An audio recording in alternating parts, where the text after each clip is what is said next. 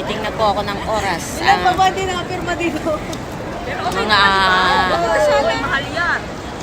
Kasi sabi ko pamura. Mahal yan o. Sabi ko lang malapit na mag-retiro. Masyado na siyang napakit sa biyak. Siguro mo maganda ako dyan ha.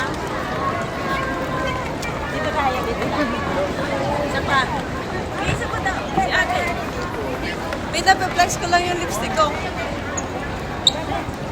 Oh, wala. Ganda ng kulay doon. Ay, mag-retouch ka po. Ayan po mga maghatid sa akin. Isang batalyon yung naghatid. Ang buong angkan. Ang buong magpantay family.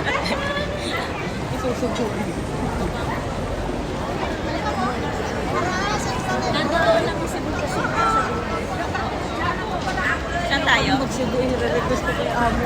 No. Magla-lunch muna tayo. Bye. Thank you.